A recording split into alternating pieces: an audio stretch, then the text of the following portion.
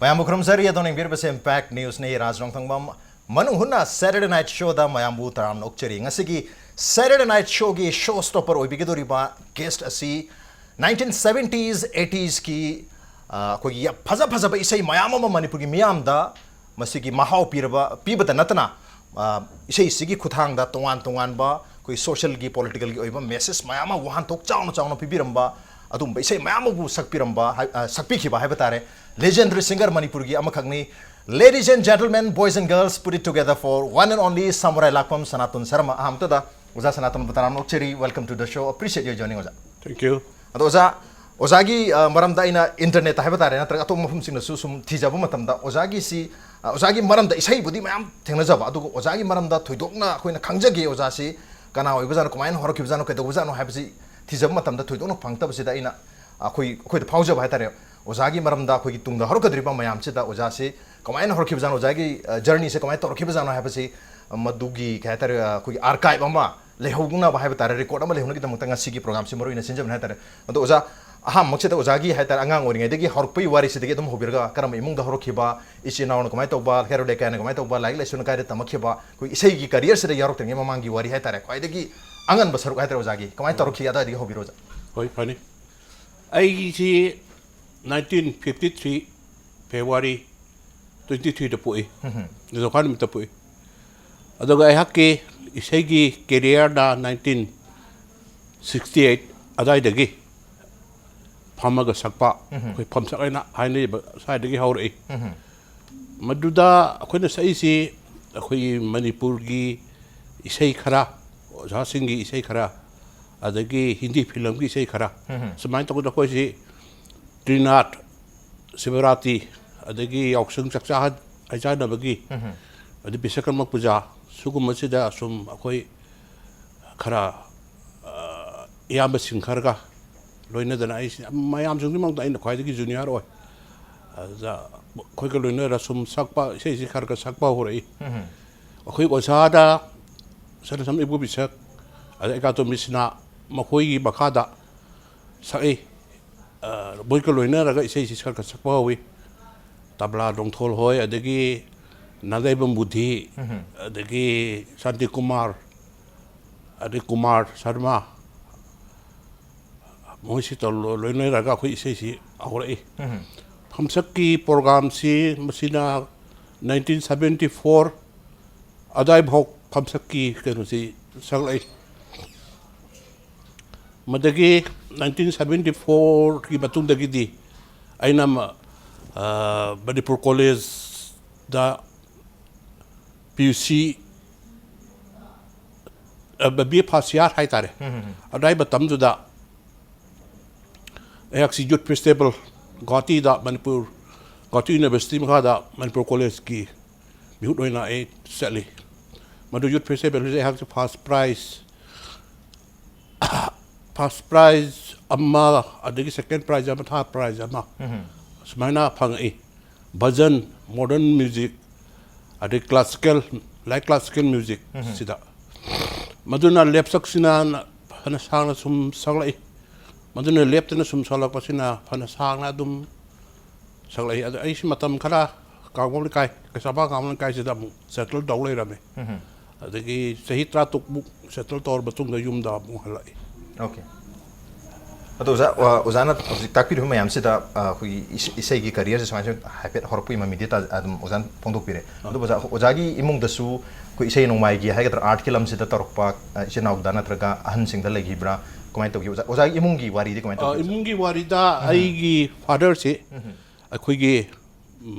natsang ka khoi gi kari ai ni akhoi gi sasanga hai tare ani phambi lairi ani phambi sisu isai gi sur sahek adum yawba adugumba makal gi isai makal amani moi gi sina ai gi father sigi maming SAMURAILAKPAM chawa Sharma kawi legitre adugi batungda ai nongpa sisu masi isai khar ka tawi isai khar sai pa su dum ayangna soul sacrifice ai nama 1980 adaida ayangna konjel bilam namagi mata adaida soul sacrifice to raga ayak maga program karkas pun sabwini ꯃꯥꯁꯤ ꯔꯦꯗꯤꯑꯣꯒꯤ artist ꯐꯥꯎ ꯑꯣꯏꯔꯝꯃꯤ ꯑꯣꯏ ꯑꯗꯨꯅ ꯑꯩꯈꯣꯏ ꯏꯃꯨꯡꯁꯤ ꯑꯗꯨꯝ ꯐꯦꯃꯤꯂꯤꯁꯤ ꯏꯁꯩꯒꯤ ꯂꯝꯁꯤꯗ ꯈꯔꯗꯤ ꯑꯗꯨꯝ ꯌꯥꯎꯔꯛꯑꯦ ꯏꯆꯥ ꯅꯨꯄꯥꯁꯨ ꯏꯁꯩ ꯀꯩꯅꯣꯗ ꯒꯋꯥꯗ ꯃꯥꯁꯤ ꯏꯟꯗꯤꯌꯥꯟ ꯅꯦꯚꯤꯒꯤ ꯃ꯭ꯌꯨꯖꯤꯁꯤꯌꯥꯟ ꯑꯣꯏꯅ ꯃꯥꯁꯤ ꯃꯥ ꯍꯧꯖꯤꯛ ꯔꯤꯇꯥꯌꯔ ꯆꯠꯂꯦ ꯃꯣꯏꯒꯤ ꯅꯦꯚꯤꯒꯤ ꯄꯦꯟꯁꯟ ꯆꯍꯤ 15 yearsꯀꯤ ꯁꯥꯔꯚꯤꯁ ꯑꯣꯏꯗꯅ ꯃꯥ ꯄꯦꯟꯁꯟ ꯆꯠꯂꯦ ꯑꯣꯀꯦ ꯌꯥꯝ ꯅꯨꯡꯉꯥꯏꯖꯩ ꯑꯣꯖꯥ ꯑꯗꯣ ꯑꯣꯖꯥꯒꯤ ꯑꯣꯏꯅꯗꯤ ꯏꯆꯤꯜ ꯏꯅꯥꯎꯁꯨ ꯍꯥꯏꯗꯤ ꯏꯅꯥꯎꯄꯥꯗ ꯑꯩꯈꯣꯏꯒꯤ ꯏꯁꯩ ꯁꯛꯄ ꯍꯥꯏꯇꯥꯔꯦ ꯁꯤꯁꯨ ꯑꯗꯨꯝ ꯌꯥꯎꯋꯦ ꯌꯥꯔ ꯐꯥꯎ ꯁꯛꯏꯅ ꯑꯣꯖꯥ ꯇꯥꯛꯄꯤꯔ ꯑꯥꯔꯇꯤꯁ ꯑꯃ ꯑꯣꯏꯅ ꯑꯗꯣ ꯑꯣꯖꯥꯒꯤ ꯏꯆꯤꯜ ꯏꯅꯥꯎꯁꯤ ꯄꯨꯟꯅ ꯑꯅꯤ ꯈꯛꯇ ꯑꯣꯏꯕ꯭ꯔꯥ ꯑꯇꯣꯞꯄ ꯀꯅꯥ ꯏꯆꯤꯜ ꯏꯅꯥꯎꯁꯤ ꯑꯩꯈꯣꯏ 3ꯅꯤ ꯅꯨꯄꯤ 3 ꯑꯃ ꯄꯣꯛꯄ ꯃꯇꯨꯡꯗ ꯅꯨꯄꯥ 3 ꯑꯃ ꯄꯣꯛꯄ ꯑꯩꯒꯤ ꯏꯌꯥꯝꯕ ꯑꯃꯒ ꯂꯩ ꯑꯗꯒꯤ ꯑꯩꯅ ꯌꯥꯏꯃꯅꯤ ꯑꯗꯨꯒ ꯏꯅꯥꯎꯄꯥ ꯑꯃꯒ ꯂꯩ ꯑꯣꯀꯦ ꯑꯗꯣ ꯑꯣꯖꯥꯅ ꯆꯍꯤ 15-16 ꯌꯨꯝ ꯊꯥꯗꯣꯛꯑꯒ ꯑꯩꯈꯣꯏꯒꯤ ꯁ꯭ꯋꯥꯏꯗ ꯑꯃꯨꯛ ꯂꯩꯔꯝꯕꯒꯤꯁꯤ ꯑꯣꯖꯥꯒꯤ ꯁꯤꯁꯤꯅ ꯀꯔꯤ ꯑꯣꯏꯗꯣꯏꯅꯣ ꯑꯩꯈꯣꯏꯒ ꯑꯦꯖꯨꯀꯦꯁꯟꯒꯤ ꯑꯣꯏꯗꯣꯏꯔꯥ ꯅꯠꯇ꯭ꯔꯒ ꯃꯁꯤ ꯑꯩꯅ ꯀꯦꯁꯦꯠ ꯃꯅꯤꯄꯨꯔꯗ ꯑꯣꯗꯤꯑꯣ ꯀꯦꯁꯦꯠ ꯁꯔꯥꯔꯥꯃꯝꯒꯤ ꯇ꯭ꯔꯤꯕ꯭ꯌꯨꯠ ꯇꯧꯕ ꯀꯦꯁꯦꯠꯇꯨꯒꯤ ꯐꯣꯡꯕ ꯑꯗꯨꯋꯥꯏꯗ ꯀꯦꯁꯦꯠꯀꯤ ꯀꯔꯕꯥꯔꯁꯤ ꯌꯨꯝꯗ ꯂꯩꯔꯒꯗꯤ ꯈꯔ ꯀꯩꯅꯣ ꯇꯧꯔꯦꯅ ꯑꯩꯅ ꯑꯅꯛꯄ ꯕꯖꯥꯔꯁꯤꯗ ꯂꯩꯔꯒ ꯑꯩꯈꯣꯏ ꯃꯅꯤꯄꯨꯔ ꯑꯣꯗꯤꯑꯣ ꯀꯦꯁꯦꯠꯁꯦ ꯑꯩ 24ꯃꯨꯛ ꯄꯨꯊꯣꯛꯏ ꯁꯣꯂꯣꯗ ꯑꯗꯒꯤ ꯁꯣꯂꯣꯗ 24ꯃꯨꯛ ꯄꯨꯊꯣꯛꯑꯦ ꯑꯗꯨꯃꯥꯏꯅ ꯇꯧꯕ ꯀꯦꯁꯦꯠꯁꯦ ꯈꯔ ꯅꯝꯗꯅ ꯈꯣꯠꯇꯅ ꯃꯇꯝ ꯈꯔ ꯀꯩꯁꯥꯝꯄꯥꯠꯁꯤꯗ ꯁꯦꯇꯜ ꯇꯧꯔꯒ ꯑꯗꯨꯝ ꯂꯩꯔꯝꯃꯤ ꯑꯣꯀꯦ ꯑꯣꯀꯦ ꯑꯗꯣ ꯑꯣꯖꯥꯒꯤ ꯑꯍꯥꯟꯕ ꯏꯁꯩ ꯍꯥꯏꯒꯗ꯭ꯔꯥ ꯔꯦꯀꯣꯔꯗꯦꯠ ꯏꯁꯩ ꯍꯥꯏꯒꯗ꯭ꯔꯥ ꯃꯤꯌꯥꯝꯅ ꯁꯛꯈꯪꯅꯈꯤꯕ ꯑꯩꯈꯣꯏ ꯁꯅꯥꯇꯣꯟ ꯁꯔꯃ ꯁꯃꯨꯔꯥꯏꯂꯥꯛꯄꯝ ꯁꯅꯥꯇꯣꯟ ꯁꯔꯃꯅ ꯃꯌꯥꯝꯅ ꯁꯒꯥꯏ ꯀꯥꯏꯅ ꯈꯪꯅꯈꯤꯕ ꯏꯁꯩꯁꯤ ꯀꯔꯤꯗꯒꯤ ꯑꯣꯏꯒꯦꯅ ꯈꯟꯕꯤꯕ ꯃꯁꯤ ꯑꯩꯍꯥꯛꯀꯤ ꯃꯣꯠꯇꯗꯤ ꯊꯝꯕꯝꯕ ꯍꯤꯡꯒꯤ ꯃꯇꯝ ꯄꯦꯔꯣꯠ ꯑꯣꯀꯦ ꯑꯗꯥꯏ ꯃꯇꯝꯒꯤ ꯄꯦꯔꯣꯠꯁꯤꯅ ꯑꯣꯏꯒꯗ꯭ꯔꯥ ꯍꯥꯏꯅ ꯈꯜꯂꯤ ꯃꯁꯤ 1978 ꯑꯗꯥꯏꯒꯤ ꯄꯦꯔꯣꯠꯁꯤꯅ ꯈꯔ ꯑꯣꯏꯒꯨꯝ ꯇꯧꯏ ꯊꯝꯕꯝꯕ ꯍꯤꯡꯒꯤ ꯄꯦꯔꯣꯠꯁꯤꯅ ꯑꯃꯝꯕ ꯑꯍꯤꯡꯒꯤ ꯊꯝꯕꯝꯕ ꯍꯤꯡ ꯊꯝꯕꯝꯕ ꯍꯤꯡꯒꯤ ꯑꯩꯈꯣꯏ ꯙꯨꯔꯕ ꯇꯔꯥꯒ ꯄꯟꯕ ꯏꯁꯩꯁꯦ ꯀꯩꯅꯣ ꯙ꯭ꯔꯨꯕ ꯇꯔꯥꯒꯗꯨꯅ ꯑꯗꯨ ꯊꯝꯕꯝꯕ ꯍꯤꯡꯒꯤ ꯃꯇꯨꯡꯅꯤ ꯑꯣꯀꯦ ꯑꯗꯨꯒꯤ ꯃꯇꯨꯡꯅꯤ ꯑꯣꯖꯥ ꯊꯝꯕꯝꯕ ꯑꯍꯤꯡꯒꯤ ꯏꯁꯩꯁꯦ ꯃꯌꯥꯝꯅꯁꯨ ꯌꯥꯝꯅ ꯑꯗꯨꯝ ꯍꯥꯏꯅꯩ ꯃꯁꯤꯒꯤ ꯏꯁꯩꯁꯦ ꯑꯣꯖꯥꯒꯤ ꯌꯥꯝꯅ ꯐꯖꯕ ꯏꯁꯩꯁꯤꯡꯒꯤ ꯃꯅꯨꯡꯗ ꯑꯃꯅꯤ ꯍꯥꯏꯗꯅ ꯑꯗꯣ ꯑꯣꯖꯥ ꯂꯦꯡꯕꯤꯔꯤꯉꯩꯁꯤꯗ ꯑꯣꯖꯥꯒꯤ ꯑꯍꯥꯟꯕ ꯃꯅꯤꯄꯨꯔꯤ ꯃꯤꯌꯥꯝꯗ ꯁꯃꯨꯔꯥꯏꯂꯥꯛꯄꯝ ꯁꯅꯥꯇꯣꯟ ꯁꯔꯃꯕꯨ ꯁꯛ ꯇꯥꯛꯈꯤꯕ ꯏꯁꯩ ꯍꯥꯏꯕ ꯇꯥꯔꯦ ꯊꯝꯕꯝꯕ ꯑꯍꯤꯡꯁꯦ ꯑꯣꯖꯥ ꯁꯤ ꯃꯇꯦꯛ ꯑꯃꯇꯪ ꯅꯤꯡꯁꯤꯡꯕꯤꯔꯒꯗꯤ ꯑꯣꯖꯥꯅ ꯉꯁꯤ ꯌꯥꯝ ꯁꯥꯡꯗꯕꯤꯗ ꯃꯇꯦꯛ ꯃꯇꯦꯛ ꯑꯣꯏꯅ ꯃ꯭ꯌꯨꯖꯤꯛ ꯏꯟꯁꯇ꯭ꯔꯨꯃꯦꯟꯁꯨ ꯌꯥꯎꯕ ꯅꯠꯇꯕꯅꯤꯅ ꯍꯣꯏ ꯊꯝꯃꯝꯕ ꯑꯍꯤꯡ ꯑꯃꯗ ꯁꯤꯈ꯭ꯔꯕꯤ ꯀꯅꯥꯒꯤ ꯊꯋꯥꯏꯅ ꯍꯜꯂꯛꯂꯝꯃꯤ ꯄ꯭ꯔꯤꯊꯤ ꯇꯝꯅ ꯊꯋꯥꯟ ꯃꯆꯦꯠ ꯑꯣꯏꯅ ꯊꯋꯥꯟ ꯃꯆꯦꯠ ꯑꯣꯏꯅ ꯁꯤꯅꯤ ꯃꯇꯦꯛ ꯌꯥꯝ ꯅꯨꯡꯉꯥꯏꯖꯩ ꯑꯣꯖꯥ ꯑꯗꯣ ꯑꯣꯖꯥꯅ ꯇꯥꯛꯄꯤꯕꯗ ꯑꯩꯈꯣꯏ ꯀꯦꯁꯦꯠꯁꯦ ꯃꯌꯥꯝ 25ꯃꯨꯛ ꯑꯩꯈꯣꯏꯒꯤ ꯁꯣꯂꯣꯗ ꯑꯣꯖꯥ ꯈꯛꯇꯒꯤ ꯑꯗꯣ ꯃꯁꯤ ꯐꯣꯡꯕꯤꯔꯦ ꯑꯗꯨꯒ ꯍꯧꯖꯤꯛ ꯐꯥꯎꯕꯁꯤꯗ ꯍꯥꯏꯕ ꯇꯥꯔꯦ ꯑꯣꯖꯥꯅ ꯅꯤꯡꯁꯤꯡꯕꯤꯕꯗ ꯏꯁꯩꯁꯦ ꯆꯥꯎꯔꯥꯛꯅ ꯀꯌꯥꯃꯨꯛꯀꯗꯤ ꯔꯦꯀꯣꯔꯗ ꯇꯧꯔꯒ ꯃꯁꯤ ꯊꯝꯕꯤꯔꯦꯅ ꯈꯟꯕꯤꯌꯨ ꯏꯁꯩꯁꯤ ꯔꯦꯀꯣꯔꯗ ꯂꯣꯝꯗꯒꯤ ꯄꯨꯟꯅ ꯑꯗꯒꯤ ꯑꯇꯩ ꯃꯌꯥꯝ ꯄꯨꯟꯅ ꯁꯛꯄ ꯀꯦꯁꯦꯠ ꯔꯣꯝꯗꯒꯤ ꯄꯨꯂꯞꯅ ꯄꯥꯔꯒ ꯏꯁꯥꯒꯤ ꯈꯔꯒꯗꯤ 500-700 500-700 ꯑꯗꯣ ꯑꯣꯖꯥꯅ ꯏꯁꯩꯒꯤ ꯂꯝꯁꯤꯗ ꯂꯥꯛꯄꯒꯤ ꯍꯥꯏꯕ ꯇꯥꯔꯦ ꯑꯥꯔꯠꯀꯤ ꯂꯝꯁꯤꯗ ꯃꯔꯨꯑꯣꯏꯅ ꯃ꯭ꯌꯨꯖꯤꯛꯀꯤ ꯂꯝꯁꯤꯗ ꯆꯪꯉꯛꯄꯒꯤ ꯈ꯭ꯋꯥꯏꯗꯒꯤ ꯆꯥꯎꯕ ꯏꯟꯁꯄꯤꯔꯦꯁꯟꯁꯤ ꯏꯃꯨꯡꯗꯁꯨ ꯑꯌꯥꯝꯕꯅ ꯐꯦꯃꯤꯂꯤꯒꯤ ꯃꯦꯝꯕꯔꯁꯤꯡ ꯏꯁꯩꯒꯤ ꯂꯝꯁꯤꯗ ꯑꯗꯨꯝ ꯂꯩꯔꯦ ꯑꯗꯨ ꯑꯣꯖꯥ ꯇꯥꯛꯄꯤ ꯑꯗꯨꯕꯨ ꯌꯥꯝ ꯆꯥꯎꯕ ꯔꯤꯖꯟ ꯅꯠꯇ꯭ꯔꯒ ꯃꯣꯇꯤꯚꯦꯁꯟ ꯁꯤꯡꯒꯔ ꯑꯃ ꯎꯔꯨꯕꯗꯒꯤ ꯅꯠꯇ꯭ꯔꯒ ꯀꯅꯥꯅꯣꯝ ꯎꯔꯨꯕꯗꯒꯤ ꯍꯦꯟꯅ ꯏꯅꯣꯠ ꯍꯥꯞꯈꯤꯕꯁꯤ ꯀꯅꯥꯗꯤ ꯑꯣꯏꯕꯤ ꯑꯣꯖꯥꯒꯤ ꯂꯥꯏꯐꯇ ꯑꯩꯈꯣꯏꯒꯤ ꯏꯟꯁꯄꯤꯔꯦꯁꯅꯦꯜ ꯐꯤꯒꯔ ꯃꯌꯥꯝꯁꯦ ꯑꯩꯒꯤꯁꯤ ꯑꯩꯅ ꯍꯥꯏꯖꯧ ꯍꯥꯏꯔꯗꯤ ꯏꯁꯩꯒꯤ ꯑꯩꯍꯥꯛꯅ ꯌꯥꯝ ꯄꯤꯛꯅ ꯌꯥꯝ ꯅꯧꯔꯤꯉꯩꯗꯤ ꯁꯨꯝ ꯍꯩꯅꯔꯛꯄꯅꯤꯅ ꯑꯩꯍꯥꯛꯀꯤ ꯏꯁꯩꯒꯤ ꯁꯩꯗꯥꯁꯤꯅ ꯑꯇꯩ ꯃꯌꯥꯝ ꯁꯛꯅꯔꯤꯕ ꯁꯩꯗꯥꯁꯤꯗ ꯈꯤꯇꯪ ꯇꯣꯞꯀꯦ ꯍꯥꯏꯕꯒꯤ ꯚꯥꯕ ꯑꯃ ꯑꯗꯒꯤ ꯃꯅꯤꯄꯨꯔꯗ ꯑꯩꯈꯣꯏꯒꯤ ꯌꯥꯝ ꯆꯝꯅ ꯑꯩꯈꯣꯏꯒꯤ ꯍꯣꯂꯣ ꯒꯤꯇꯔꯒꯤ ꯄꯦꯔꯣꯠꯁꯤ ꯐꯥꯎꯒꯤ ꯃꯇꯨꯡꯗ electric ꯒꯤꯇꯔꯒꯤ ꯃꯈꯜꯁꯤ ꯂꯥꯛꯄ ꯑꯗꯒꯤ organ keyboardꯀꯨꯝꯕ ꯑꯗꯒꯤ ꯑꯇꯩ ꯋꯦꯁꯇꯔꯟ ꯂꯣꯝꯗꯒꯤ ꯂꯥꯛꯄ ꯃꯌꯥꯝꯁꯤꯡꯒꯤ ꯅꯨꯡꯁꯤꯠ ꯍꯥꯏꯇꯥꯔꯦ ꯋꯦꯁꯇꯔꯟ ꯂꯣꯝꯗ ꯂꯥꯛꯄ ꯅꯨꯡꯁꯤꯠꯁꯤꯒꯤ ꯁꯥꯐꯨꯁꯤ ꯌꯥꯝ ꯀꯜꯂꯛꯄ ꯃꯇꯥꯡ ꯑꯗꯨꯋꯥꯏꯗ ꯑꯩꯍꯥꯛꯅ ꯃꯦꯟ ꯑꯣꯏꯅ ꯆꯣꯡꯊꯣꯛꯈꯤꯕ ꯑꯗꯨ ꯈꯛꯇꯒꯤ ꯋꯥꯗꯤ ꯑꯇꯩ ꯑꯩꯒꯤ ꯏꯃꯥꯟꯅꯕ ꯍꯧꯕꯤꯔꯒꯗꯕ ꯚꯣꯜꯀꯦꯅꯣ ꯀꯨꯟꯖꯣꯏ ꯀꯨꯃꯥꯔ ꯑꯇꯩꯗꯤ ꯑꯩꯁꯤ ꯔꯨꯕ꯭ꯔꯥꯒꯗ ꯃꯇꯦꯛ ꯑꯃꯃꯨꯛ ꯌꯥꯎꯔꯝꯃꯤ ꯃꯗꯨꯗ ꯃꯌꯥꯝꯁꯤꯡꯁꯤꯒ ꯁꯨꯝ ꯄꯨꯟꯃꯤꯟꯅꯔꯒ ꯃꯅꯤꯄꯨꯔꯗ ꯌꯥꯝꯅ ꯑꯩꯈꯣꯏꯒꯤ ꯋꯦꯁꯇꯔꯟꯒꯤ ꯅꯨꯡꯁꯤꯠ ꯑꯀꯟꯕꯁꯤ ꯊꯦꯡꯅꯕ ꯃꯇꯝꯗ ꯑꯩꯍꯥꯛꯅ ꯈꯔ ꯃꯥꯌꯣꯡ ꯌꯥꯈꯤꯕ ꯍꯥꯏꯇꯥꯔꯦ ꯑꯗꯨ ꯈꯛꯀꯤ ꯚ꯭ꯌꯨꯗ ꯋꯦꯁꯇꯔꯟꯒꯤ ꯅꯨꯡꯁꯤꯠꯁꯤ kana silakpagi ata dai dai nei sei bayam si atum pa ye western ni sei so Sunday morning adigi Belfast kaina sei khara adum performance ta koi number bol ke noi koi kan siam hoi kun jo koi si sagminar matam dai yam kana matam tu yam kana kadu oi madu matu ke pero ne thamam bai ngai se okay western gi influence yam kana lakko matam do madagi dia dum western gi views dum sanga kimina haji tungda lakki ba tapta hoi ade te makal mayam singi sai si khara ai bu muina kan hoina is a pioneer koi gi moi gi kan lamdadi moi gi lamdadi ai si khara muina pioneer hoina ubi bai tare yang ngai ja ato ozagi khoi gi sumba khoi gi western gi tone hai ga dra western style gi singing sum makal gi khoi electric guitar ga yauba sum makal rock band gi mo man ba sei khusak hai tare si gi yam chauba reflection amo ina khoi gi konzel hari ba film 1981 da lakhi basi oza si gi da khoi awaba piu hai basi oza isamak su hari ba isei sida perform to bo thengna je aduga ozagi get up ta yeng ba targa su yam western gi dress set pa aduga moro ina khoi Elvis Presley gi performance man ba ga su yam jar oza yam yang ori ba dynamite ba na hauri matam su male adugi experience ka tang hai ba ja kamai lakhi no si gi film je si gi isei se kamai to gi masi hakna hojiki hari ba view me apsi koi matam do de koi gi keresi keresi koi gari koi batabum da koi da minibus basa si sali da koi adum apik person sa mayam loi namim ni sound adagi koi artist mayam music ki pot mayam masina koi ophu wai full marak adagi torban gi wangu gi torban adagi mayam si hingong sil adum lepton thawai maduna suku bes hanga 70 ga 56 adai digi ai si kharka yaure aduga isai gi labda yam kanna kano 78 dagi pero to 1981 to adai gi pero sida adugi batungda ai si rubraga dagi khara potharaga seven boys zu ai bati am yaure me potharaga ai yum sida singme gi yum sida the soul sacrifice si semaga sai hamum na baga ayaka adagi bimala haina bimala masa na ba koi si tawraga soul sacrifice sebe soul sacrifice sema batam sida koi gi rubraga dagi the seven boys dagi ate dagi bayama ko ka khomaga music band si semaga satpa howe adagi baduda sakpa pero tu dagi koi gi saguban salam na kai dagi pong ukil ni bol hai pra mai maming loi ka hore kare dis matuk tre taw pari music direction si da adagi huidom lori ge mek ta dang sei si ma sa u aina koi ta dagi khutang da hai pa ai hak si chale mai mai tor ka sei si hak mek tu lor mek si lor ga ai yum da su ai gi batok basi sida ben gi koi gi group gi tin na mo na khajal se mem ba da koi ra so no je tor ga music shan guitarist ba na he ni music he ni ma ga tor ko agang khara si ga lo na ga suri pale adagi mayung da tahalle yare okay ware tawam bari tahalle okay ware na tor ga physical kata da sal ga record namme ai parts film gi oina record chang ba aduna han mane ada mogi music arranger rabi gose nam ta maraga tanarga record tawre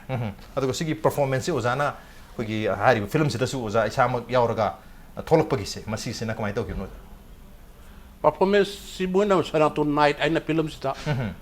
mati ema hapke matam na isa agi sana agi na siam popular or me lekai da modal popular or pasina yam bas when so popular or padagi Sanaton night si film sita hapke haina hajiki director kano sina film upload ba na bagi hapasina khadak bagi min si banner tawraga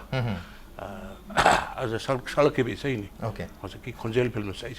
ado za akoi na so hari video si hari ba isei si yeng jama tamda ozagi performance ka haje ki ba kogi Elvis Presley hoi gumbagi koi performance ha ga dra koi stage ki performance to madudo ubo pangje ozagi su mai na koi western ki singer mayam se de ki inspiration koi inspirational figure singer ko malai bibra kamai ta goja ꯑꯌꯥꯝꯕ ꯑꯩꯈꯣꯏꯒꯤ ꯁꯦꯞꯁꯟꯁꯤꯒ music ꯔꯨꯞꯔꯥꯒ ꯌꯥꯎꯔꯤꯉꯩꯗꯒꯤ ꯍꯥꯏꯅꯔꯛꯄ ꯀꯩꯅꯣꯅꯤ Okay. ꯑꯩꯈꯣꯏ ꯏꯁꯩꯒꯤ ꯀꯩꯅꯣꯁꯦ ꯃꯣꯇꯤꯚꯦꯁꯟꯁꯦ Okay, yam ngai oja matang chang ngai sida hari bi sei si haiba tare awaba piu hari bi sei si masi yamna manipur mi yamna khogi ari bo matam gi su ano bo matam gi su ano bo horli ba naha ahal khai da na masi gi sei si pamna ba dum bi sei amani hoji su dum hai tare ma gi taste flavor se khong banai de sei si amtang hojana ngasi live oina haiba tare khoi without music mati amtang Funny, funny.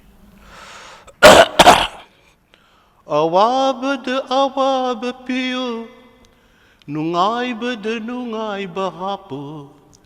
kangjagani tamoy da tumina, aw nabini punsigi, sat nabini taibangi, hingnari batawaygi. yam ngai oja ado oja ozagi isei sing si khogi romantic oi bi sei yauja batar ga su isei gi mayek sing si yamna khogi social message bi isei mayam yauri haja batar oja aduga maruina khogi sanjen thonggi thongkha da haiba isei si su yamna socially message bi ba khogi society ga su yamna relevant oi ba isei amo oina hujik su dum mayam tanari aduga handak da su haiba da handak jahi gi mamang tha ge april gi tarik 13 da कोई gang rape की case अमा लाकपा कोई Manipur society से हाय तारे चाही अमदा सुमायना खरा दे तुम जाओ है बतारे कोई नुपी के मथक चथरपा क्राइम है बतारे अदो सिगा सुया मरी लेने ओजागी करी वखल लेबे सुम्बा मखल की क्राइम सोसाइटी दे थोलक मतम दा वखल दा फावी बसे ओजा सुम विषय सु सखिबा लेरमनि नो जादा बसी कनोने आइगी मरुप आइगी इनो हाय तारे मसी मतम दुदा अखोइगी नहारोलगी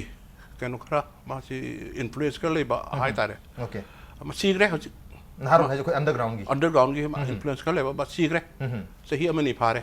बीएससी तंग हाइसे अरे मासी पोथार मागी एजमा लेरपति पोथा की बाय तारे ओके माना मासी खरा करी हाइनि सुमगा बोदि सुम जियाम ख उगली दो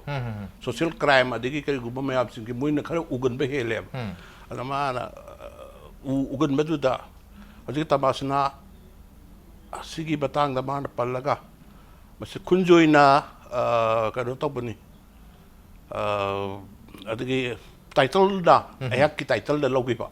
खुंजोइने आइने लक्ष्मी ने अपुनबा कैसे बना फोन मदे यावगी बदो अदगी करी अखोय खरा हाइतारे उसारानी होय अखोय खरा यावगी बरा अदमाइन तबा कनो ने अदगी न खोय मधुदे यावबदुबो रेंदम थोंखादा यावबसे आर्टिस्ट और कैसे ममिंग दिस इज मोय दुने थोंगे थोंखादा अतो जा हुजिकान जसु मखल की इशू क्राइम ग लाको मतम दा बस या काना बस का सोशल इशू हाय तारे सोशल का दो सुगु इसे सिना खरा करी हैनी ngसागी सक्तोर अखोय दसु जाम थबा योंसै हाइदी काई सुकुम्बा फाता होदी की केनो सिंगसी हाय तारे को मसी यारिङै थिंगनबा होटनबा ना इशू यामना हार्ट एंड सोल इसे सिमदि याङना याम पुनिंग दसु खरा नुसिबो पोकपा हाय तारे अदुगु बा मखलबा ओइबनिना इसे याङना यामना कदुगी मनुंगदा सोशल क्राइम्स की मनुंगदा सोशल इशू की मनुंगदा याइने थवा याउ सक्सेब इसे मखलबने अदो ओजा हारि बि सही की मयक से अहान ब लिरिक्स से उबु मतमदा ओजा दा नत्रगा मसी की म्यूजिक से अरेंज तोरिंग मनुंग से दा नत्रगा सकप मतम से दा मसी सही जमदी सोइदना मणिपुर की मियाम न पामनरगनी समन हाराबदा मसे सुपर डुपर हिट ओरनी हैबसी पोंगिंग हाक्सांग फाउबी खिबा लेब्रा कमाय दगियो जा मतम अखोय मतम दु अखोय सी करिन मंगला द ताव बतुंग लेरे अखोय मतम दु दि आईटी की बतुंग दगी दी सबिते अदाई के सुम अखोय मंग अमा करि हाइनी मंगलान द सपा दुला तुम अखोय सी बिहु अमा सुम लाए कहिनी अखोय की इसे की कदु हागा तरबंदो अखोय की अखोय द सक्सर पगी मही यालक पगी कहीं नोम सुम लाख पदुन खर हाइबुन फारक पदोंना खर नहा और पगी कनो सु लाख पदुना कोसी मंगलान की कहीं नोम द दुम इसेगी मंगै दो इसेगी मंगलान नै दो खोय दुम ताव सही अखोय दे तो थपक से तो फद फज बोय सु पगिंग मन इसादा तो फिल तो लेरब दे तुम अदुना याम फिल तो बा अदगी याम ꯑꯗ ꯑꯩꯈꯣꯏꯁꯤ ꯌꯨꯝꯗ ꯍꯟꯅꯗꯕꯤ ꯀꯥꯏꯅ ꯑꯩꯈꯣꯏ ꯌꯥꯝ ꯀꯩꯅꯣ ꯇꯧꯔꯝꯃꯤ ꯑꯩꯈꯣꯏꯒꯤ ꯔꯨꯞꯔꯥꯒ ꯇꯧꯔꯒ ꯑꯩꯈꯣꯏꯁꯤ ꯑꯁ ꯑꯍꯩꯕꯁꯤꯗ ꯑꯩꯈꯣꯏꯒꯤ ꯀꯦꯝ ꯇꯧꯔꯒ ꯁꯥꯕ ꯁꯨꯝꯕ ꯍꯩꯅꯕꯤ ꯃꯌꯥꯝꯁꯤ ꯌꯥꯝ ꯂꯥꯛꯈ꯭ꯔꯦ ꯏꯁꯩꯒꯤ ꯀꯩꯅꯣꯁꯤꯗ ꯑꯗꯨꯗ ꯉꯁꯥꯏꯒꯤ ꯑꯩꯈꯣꯏ ꯈꯨꯟꯁꯦ ꯖꯣꯏꯁꯦ ꯈꯔ ꯀꯝꯄꯣꯖ ꯌꯥꯝ ꯐꯩꯌꯦ ꯃꯥꯁꯦ ꯃ꯭ꯌꯨꯖꯤꯛ ꯀꯝꯄꯣꯖꯤ ꯑꯗ ꯃꯥꯁꯨ ꯊꯋꯥꯏ ꯌꯥꯝ ꯌꯥꯎꯖꯕ ꯑꯗ ꯃꯥ ꯉꯥꯛꯇ ꯆꯠꯊꯣꯛꯑꯒ ꯃꯥꯗꯤ ꯊꯕꯛ ꯌꯥꯝ ꯆꯤꯜꯂꯤ ꯙꯔꯃꯥꯒꯤꯌꯣ ꯑꯗꯨꯒꯤꯌꯣ ꯃꯥꯒꯤ ꯂꯥꯏ ꯌꯦꯛꯄꯒꯤ ꯃꯥꯁꯤ ꯀꯩꯅꯣ ꯈꯔ ꯂꯩꯌꯦꯕ ꯃꯥꯒꯤ ꯑꯦꯛꯁꯇ꯭ꯔꯥ ꯀꯩꯅꯣ ꯑꯩꯈꯣꯏ ꯏꯁꯩꯒꯤꯗ ꯅꯠꯇꯦ ꯃꯥꯒꯤ ꯙꯔꯃꯥꯒꯤ ꯑꯗ ꯌꯥꯝ ꯅꯨꯡꯁꯤꯕ ꯃꯔꯨꯞꯅꯤ ꯂꯩꯈꯤꯗ꯭ꯔꯦꯀꯣ ꯑꯗꯣ ꯑꯣꯖꯥꯒꯤꯁꯨ ꯈꯤꯇꯪ ꯆꯍꯤ ꯌꯥꯝꯃꯕꯅꯤ ꯑꯣꯖꯥꯒꯤ ꯑꯩꯈꯣꯏ ꯐꯝꯕ ꯈꯣꯠꯄꯗꯁꯨ ꯍꯛꯆꯥꯡꯗ ꯈꯤꯇꯪ ꯅꯨꯡꯉꯥꯏꯇ ꯑꯋꯥꯕ ꯂꯩꯕꯤꯕ꯭ꯔꯣ ꯍꯧꯖꯤꯛ ꯌꯥꯝꯅꯗꯤ ꯅꯠꯇꯦ ꯑꯗꯣ ꯑꯩꯈꯣꯏ ꯈꯤꯇꯪ ꯑꯩꯈꯣꯏꯅ ꯁꯛꯈꯤꯕ ꯏꯁꯩꯒꯤ ꯆꯥꯡꯆꯠꯇꯨꯗ ꯋꯥꯕꯅꯤ ꯑꯩꯈꯣꯏꯅ ꯇꯧꯔꯤꯁꯦ ꯑꯇꯩ ꯆꯍꯤꯒꯤꯗꯤ ꯈ꯭ꯋꯥꯏꯗꯒꯤ ꯍꯦꯟꯅ ꯏꯁꯩ ꯀꯩꯅꯣ ꯑꯣꯏꯅ ꯁꯛꯏꯁꯤ ꯑꯌꯥꯝꯕ ꯀꯩꯅꯣ ꯑꯋꯥꯡꯕꯤ ꯊꯥꯡꯗ ꯁꯛꯏꯁꯤ ꯑꯩ ꯏꯇꯣꯝꯅ ꯑꯌꯥꯝꯕ ꯑꯣꯏꯔꯒꯗ꯭ꯔꯥꯅ ꯈꯜꯂꯦ ꯈꯔꯁꯨ ꯑꯩ ꯄꯤꯛꯏꯉꯩꯗꯒꯤ ꯈꯔꯁꯨ ꯈꯣꯟꯖꯦꯜ ꯋꯥꯡꯅ ꯍꯧꯔꯦ ꯑꯋꯥꯡꯅ ꯁꯛꯄꯁꯦ ꯑꯗꯨꯅ ꯃꯤꯅ ꯋꯥ ꯉꯥꯡꯕ ꯃꯇꯝꯗ ꯑꯩꯁꯤ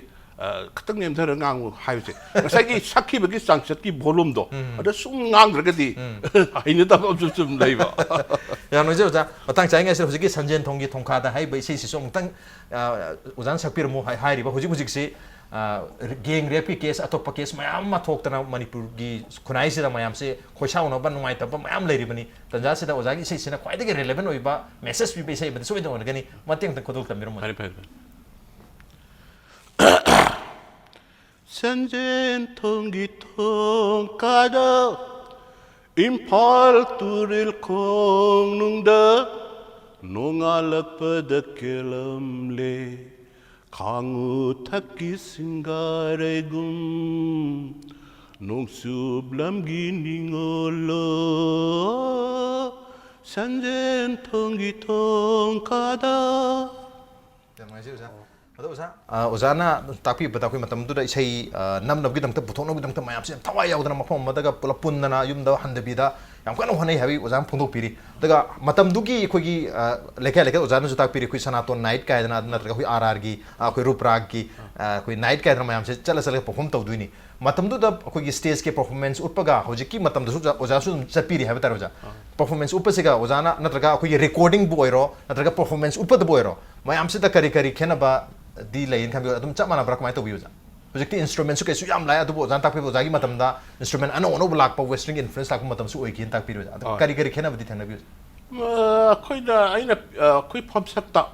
ꯐꯝꯁꯛꯁꯤꯗ ꯇꯧꯔꯤꯁꯤꯅ ꯑꯩꯈꯣꯏꯒꯤ ꯏꯌꯥꯝꯕ ꯅꯤꯡꯒꯣꯝꯕ ꯃꯨꯅꯥꯅ ꯑꯩꯈꯣꯏ ꯇꯥꯔꯁꯩꯅꯥꯏ ꯕ꯭ꯂꯥꯏꯟ ꯔꯦꯗꯤꯑꯣꯒꯤ ꯏꯁꯇꯥꯐ ꯑꯥꯔꯇꯤꯁꯁꯦ ꯃꯈꯣꯏꯒ ꯃꯇꯝꯗ ꯁꯛꯄ ꯏꯁꯩꯒꯤ ꯀꯩꯅꯣꯗꯨꯅ ꯏꯁꯩ ꯃꯈꯜ ꯑꯃꯅꯤ ꯏꯁꯩ ꯃꯈꯜ ꯑꯃ ꯑꯗꯨꯒ ꯁꯨꯔ ꯁꯍꯦꯛ ꯀꯩꯅꯣꯁꯨ ꯁꯨꯔ ꯄꯥꯟꯕꯒꯤ ꯚ꯭ꯌꯨꯁꯨ ꯈꯔ ꯈꯦꯠꯅꯩ ꯁꯨꯔ ꯄꯥꯟꯕꯒꯤ ꯚ꯭ꯌꯨ ꯈꯦꯠꯅꯩ ꯍꯥꯏꯕꯗꯤ ꯉꯁꯥꯏꯒꯤ ꯏꯁꯩ ꯃ꯭ꯌꯨꯖꯤꯛ ꯌꯥꯝ ꯌꯥꯎꯗꯕ ꯑꯩꯈꯣꯏꯒꯤ ꯍꯥꯔꯃꯣꯅꯤꯌꯝ ꯇꯕ꯭ꯂꯥ ꯑꯗꯒꯤ ꯉꯁꯥꯏꯒꯤ ꯇꯥꯔꯁꯥꯏꯅꯥ ꯁꯤꯒꯤ ꯁꯨꯔ ꯈꯨꯄꯥꯟꯁꯤꯅ ꯁꯨꯔ ꯈꯨꯄꯥꯟ ꯑꯃꯅꯤ ꯑꯗꯨꯒ ꯃ꯭ꯌꯨꯖꯤꯛ ꯌꯥꯝꯅ ꯕꯥꯎꯟ ꯇꯧꯁꯜꯂꯛꯑꯕ ꯃꯁꯤꯒꯤꯅ ꯃ꯭ꯌꯨꯖꯤꯛꯅꯁꯨ ꯉꯝꯗꯅꯕ ꯃ꯭ꯌꯨꯖꯤꯛꯅ ꯉꯝꯈ꯭ꯔꯒꯗꯤ ꯏꯁꯩꯁꯤ ꯃꯤꯒꯤ ꯊꯃꯣꯏꯗ ꯅꯥꯀꯣꯡꯗ ꯆꯪꯗꯦ ꯃ꯭ꯌꯨꯖꯤꯛꯅ ꯉꯝꯈꯤꯕꯗ ꯑꯩꯒꯤ ꯏꯁꯩꯁꯤꯅ ꯗꯣꯃꯤꯅꯦꯠ ꯍꯦꯛ ꯇꯧꯍꯧꯔꯀꯥꯟꯗ ꯈꯣꯟꯖꯦꯜꯁꯤꯅ ꯗꯣꯃꯤꯅꯦꯠ ꯇꯧꯔꯒꯗꯤ ꯈꯣꯟꯖꯦꯜꯁꯤꯅ ꯗꯣꯃꯤꯅꯦꯠ ꯍꯦꯛ ꯇꯧꯍꯧꯔꯒꯗꯤ ꯏꯁꯩꯗ ꯈꯤꯇꯪ ꯑꯣꯏꯔꯁꯨ ꯁꯥꯡꯅ ꯆꯠꯄ ꯉꯝꯃꯦ ꯑꯗꯨ ꯃ꯭ꯌꯨꯖꯤꯛꯇꯨꯅ ꯗꯣꯃꯤꯅꯦꯠ ꯇꯧꯍꯧꯔꯦ ꯑꯩ ꯏꯁꯩꯗꯣ ꯕꯖꯥꯔꯤ ꯏꯁꯩ ꯑꯣꯏꯗꯅ ꯑꯗꯨꯝ ꯇꯣꯛꯄ ꯑꯗꯨꯅ ꯏꯁꯩ ꯑꯩꯒꯤ ꯈꯅꯥꯎꯒꯤ ꯑꯗꯒꯤ ꯑꯩꯅ ꯄꯨꯛꯅꯤꯡ ꯂꯨꯞꯁꯟꯕꯒꯤ ꯆꯥꯡ ꯑꯩꯒꯤ ꯋꯥꯕꯒꯤ ꯆꯥꯡ ꯑꯩꯒꯤ ꯊꯋꯥꯏ ꯌꯥꯎꯁꯟꯕꯒꯤ ꯆꯥꯡꯁꯦ ꯃꯁꯤꯅ ꯑꯗꯨꯛꯀꯤ ꯃꯇꯤꯛ ꯑꯣꯏꯔꯤ ꯉꯁꯥꯏꯒꯤ ꯃ꯭ꯌꯨꯖꯤꯛꯁꯤꯅ ꯌꯥꯝ ꯍꯧꯅ ꯈꯣꯡꯉꯁꯨ ꯑꯩꯍꯥꯛꯀꯤ ꯀꯩꯅꯣꯁꯤꯅ ꯐꯣꯂꯣ ꯇꯧꯅꯕ ꯀ꯭ꯔꯤ ꯂꯝꯖꯦꯜ ꯇꯥꯅꯕ ꯒꯤ ꯚꯥꯞꯇ ꯂꯥꯛꯄ ꯇꯥꯕ ꯂꯝꯖꯦꯜ ꯇꯥꯟꯅꯕꯗꯨꯗ ꯃꯥꯅ ꯍꯦꯟꯗꯅꯕ ꯍꯥꯏꯅ ꯑꯩꯅ ꯁꯛꯄ ꯇꯥꯕꯅꯦꯕ ꯑꯗ ꯀꯔꯤꯒꯨꯝꯕ ꯃꯥꯅ ꯍꯦꯛ ꯍꯦꯟꯒꯦꯗ ꯑꯩ ꯈꯅꯥꯎꯁꯤ ꯂꯣꯏꯅꯃꯛ ꯀꯟꯗꯦꯝ ꯇꯥꯗꯣꯏꯅꯦꯕ ꯍꯥꯏꯗꯤ ꯃꯤꯒꯤ ꯈꯣꯡꯉꯛꯏꯕ ꯄꯣꯠꯇꯨꯗꯤ ꯏꯂꯦꯛꯇ꯭ꯔꯤꯛ ꯒꯤꯇꯔ ꯑꯗꯒꯤ ꯃꯥꯒꯤ ꯋꯥ ꯑꯗꯒꯤ ꯀꯩꯅꯣ ꯃꯌꯥꯝ ꯏꯟꯁꯇ꯭ꯔꯨꯃꯦꯟꯁꯤ ꯌꯥꯝꯃꯕꯅꯤꯅ ꯌꯥꯝꯈ꯭ꯔꯕ ꯄꯣꯠꯅꯤꯅ ꯃꯣꯏꯅ ꯍꯦꯛ ꯑꯩꯒꯤ ꯈꯅꯥꯎꯁꯤ ꯃꯣꯏꯅ ꯁꯨꯝ ꯄꯨꯕꯤꯈ꯭ꯔꯗꯤ ꯌꯥꯗꯕ ꯑꯗꯨꯒ ꯉꯁꯥꯏꯒꯤ ꯇꯕ꯭ꯂꯥ ꯐꯝꯁꯛꯀꯤꯗꯨꯗꯤ ꯃꯣꯏꯅ ꯉꯝꯈ꯭ꯔꯁꯨ ꯃꯣꯏꯒꯤ ꯃꯇꯨꯡ ꯑꯩꯅ ꯏꯜꯂꯒꯁꯨ ꯀꯥꯏꯗꯕ ꯍꯧꯖꯤꯛꯀꯤ ꯀꯩꯅꯣꯒꯤ ꯁꯤꯗꯤ ꯍꯧꯖꯤꯛ ꯃꯇꯝꯒꯤ ꯏꯁꯩꯁꯤꯗꯤ ꯑꯩꯅ ꯗꯣꯃꯤꯅꯦꯠ ꯇꯧꯗꯕ ꯑꯗꯨꯝ ꯌꯥꯝ ꯑꯇꯦꯟꯕ ꯏꯁꯄꯥꯟꯒꯤ ꯑꯥꯔꯇꯤꯁ ꯑꯃ ꯑꯣꯏꯅ ꯑꯗꯨꯝ ꯊꯣꯛꯀꯗꯣꯏ ꯑꯣꯀꯦ ꯍꯧꯖꯤꯛꯀꯥꯟꯗꯤ ꯏꯟꯁꯇ꯭ꯔꯨꯃꯦꯟꯁꯤ ꯑꯐꯕ ꯂꯩꯔꯕꯅꯤꯅ ꯃꯁꯤꯡꯁꯨ ꯌꯥꯝꯃꯕꯅꯤꯅ ꯈꯣꯟꯖꯦꯜꯁꯤ ꯈꯔ ꯗꯣꯃꯤꯅꯦꯠ ꯑꯣꯏꯍꯧꯗ꯭ꯔꯒꯗꯤ ꯑꯗꯨꯝ ꯀꯨꯏꯅ ꯆꯠꯇꯕ ꯌꯥꯏ ꯍꯥꯏꯕꯒꯤ ꯋꯥꯐꯝꯅꯤ ꯑꯣꯖꯥ ꯊꯝꯕꯤꯔꯤꯁꯦ ꯌꯥꯝ ꯅꯨꯡꯉꯥꯏꯖꯩ ꯑꯣꯖꯥ ꯑꯗꯣ ꯑꯣꯖꯥꯒꯤ ꯌꯥꯝꯅ ꯃꯃꯤꯡ ꯂꯩꯕ ꯏꯁꯩꯁꯤꯡꯒꯤ ꯃꯅꯨꯡꯗ ꯑꯃ ꯍꯥꯏꯖꯕ ꯇꯥꯔꯒꯗꯤ ꯑꯩꯈꯣꯏꯒꯤ ꯂꯤꯛꯂꯤꯒꯤ ꯂꯥꯏꯁꯨ ꯑꯃ ꯑꯣꯏ ꯑꯣꯖꯥ ꯑꯗꯨ ꯂꯤꯛꯂꯤꯒꯤ ꯂꯥꯏ ꯍꯥꯏꯔꯤꯁꯤ ꯃꯁꯤꯒꯤ ꯏꯁꯩꯁꯤꯅ ꯀꯔꯝ ꯀꯥꯟꯗ ꯂꯥꯛꯈꯤꯕꯅꯣ ꯀꯃꯥꯏꯅ ꯇꯧꯈꯤꯕꯅꯣ ꯃꯁꯤꯒꯤꯁꯨ ꯈꯤꯇꯪ ꯍꯥꯏꯕꯤꯌꯨ ꯃꯁꯤ ꯑꯩ ꯔꯨꯕ꯭ꯔꯥꯗ ꯀꯦꯝꯞꯁꯤ ꯑꯍꯤꯕꯝꯗ ꯑꯃ ꯂꯩꯔꯝꯃꯤ ꯑꯍꯤꯕꯝ ꯑꯣꯟꯆꯥꯎꯕꯨꯗ ꯍꯣꯏꯗ ꯑꯗꯒꯤ ꯔꯨꯕ꯭ꯔꯥꯒꯤ ꯍꯧꯕꯝ ꯆꯥꯎꯕ ꯗꯨꯜꯀꯤ ꯊꯤꯟꯕ ꯎꯔꯤꯄꯣꯛꯀꯤ ꯃꯣꯏꯗ ꯀꯦꯝ ꯑꯃꯒ ꯂꯩꯔꯝꯃꯤ ꯃꯗꯨꯗ ꯑꯩꯈꯣꯏꯁꯤ ꯔꯨꯕ꯭ꯔꯥꯒꯤ ꯁꯨꯔ ꯄꯥꯟꯕ ꯁꯤꯗ ꯑꯩꯈꯣꯏꯒꯤ ꯇꯥꯃꯣ ꯁꯣꯔꯥꯏꯅꯁꯤꯒ ꯇꯥꯃꯣ ꯁꯣꯔꯥꯏꯅꯤꯡꯒꯤ ꯃꯍꯦꯛ ꯃꯅꯤꯃꯥꯏꯔꯝ ꯇꯥꯃꯣ ꯁꯣꯔꯥꯏꯅ ꯍꯣꯏꯁꯤ ꯔꯨꯕ꯭ꯔꯥꯒꯤ ꯃꯍꯦꯛ ꯏꯕ ꯑꯣꯏꯅ ꯑꯩꯈꯣꯏꯒꯁꯨ ꯄꯨꯟꯃꯤꯟꯅꯗꯅ ꯂꯩ ꯑꯗꯨꯗ ꯉꯁꯥꯏꯒꯤ ꯇꯥꯃꯣ ꯁꯣꯔꯥꯏꯅꯤꯡꯒꯤ ꯃꯍꯦꯛꯁꯤ ꯀꯩꯅꯣ ꯇꯧꯕ ꯃꯇꯝꯗ ꯁ꯭ꯀꯨꯜꯁꯦ ꯄꯨꯊꯣꯔꯛꯑꯦ ꯁꯤ ꯁꯛꯀꯦꯔꯥ ꯁꯤꯅꯦꯕ ꯑꯗ ꯑꯩ ꯁꯛꯒꯦ ꯇꯧꯔꯒ ꯀꯩꯅꯣ ꯇꯧꯔꯒ ꯑꯩꯈꯣꯏꯒꯤ ꯁꯝꯁꯟꯁꯦ ꯑꯩꯈꯣꯏ ꯀꯩꯅꯣ ꯇꯧꯔꯒ ꯉꯁꯥꯏꯒꯤ ꯏꯁꯩꯁꯤ ꯁꯨ ꯃꯣꯏꯗ ꯍꯧꯕꯝ ꯆꯥꯎꯕ ꯍꯣꯏꯗ ꯄꯥꯟꯈꯤꯕ ꯁꯨꯔꯅꯦꯕ ꯃꯣꯏꯗ ꯐꯝꯃꯒ ꯇꯥꯃꯣ ꯁꯣꯔꯥꯏꯅ ꯌꯥꯎꯕ ꯃꯇꯝꯗ ꯑꯩꯈꯣꯏ ꯄꯥꯟꯈꯤꯕ ꯁꯨꯔꯅꯦꯕ ꯂꯤꯛꯂꯤꯒꯤ ꯂꯥꯏꯁꯦ ꯍꯧꯖꯤꯛ ꯑꯉꯥꯡ ꯍꯧꯖꯤꯛꯀꯤꯅ ꯀꯩꯅꯣꯁꯤꯡꯅ ꯍꯧꯒꯠꯂꯛꯏꯕ ꯀꯩꯅꯣꯁꯤꯡ ꯖꯦꯅꯦꯔꯦꯁꯟ ꯑꯉꯥꯡꯁꯤꯡꯁꯤꯅ ꯌꯥꯝ ꯄꯥꯝꯅ ꯇꯥꯏ ꯍꯧꯖꯤꯛ ꯑꯅꯧꯕ ꯖꯦꯅꯦꯔꯦꯁꯟꯅꯁꯨ ꯍꯥꯏꯔꯤꯕ ꯏꯁꯩꯁꯤꯃꯗꯤ ꯌꯥꯝ ꯄꯥꯝꯃꯦ ꯑꯔꯤꯕ ꯃꯇꯝꯒꯤ ꯏꯁꯩ ꯑꯣꯏꯖꯕ ꯇꯥꯔꯒꯁꯨ ꯌꯥꯝꯅ ꯄꯥꯝꯅꯕ ꯏꯁꯩ ꯑꯃꯗꯤ ꯑꯣꯏ ꯑꯗꯣ ꯑꯣꯖꯥ ꯍꯥꯏꯔꯤꯕ ꯏꯁꯩꯁꯤꯁꯨ ꯇꯟꯖꯥ ꯆꯥꯔꯤꯉꯩꯁꯤꯗ ꯃꯇꯦꯛ ꯑꯃꯇꯪꯒ ꯈꯨꯗꯣꯜ ꯇꯝꯕꯤꯔꯝꯃꯨ ꯐꯅꯤ ꯐꯅꯤ ꯐꯖꯕꯇ ꯁꯜꯍꯟꯒꯅꯤ ꯏꯔꯪ ꯂꯪꯅ ꯊꯝꯕꯤꯒꯅꯤ ꯂꯨꯅ ꯅꯥꯟꯅ ꯊꯝꯕꯤꯒꯅꯤ ꯃꯤꯌꯥꯃꯥꯡꯗ ꯂꯦꯟꯅꯒꯅꯤ ꯀꯔꯤꯒꯤ ꯈꯜꯂꯨꯅꯤ ꯂꯤꯛꯂꯤꯒꯤ ꯂꯥꯏꯅꯤ ꯀꯔꯤꯒꯤ ꯈꯜꯂꯨꯅꯤ ꯂꯤꯛꯂꯤꯒꯤ ꯂꯥꯏꯅꯤ ꯂꯤꯛꯂꯤꯒꯤ ꯂꯥꯏ ꯂꯤꯛꯂꯤꯒꯤ ꯂꯥꯏ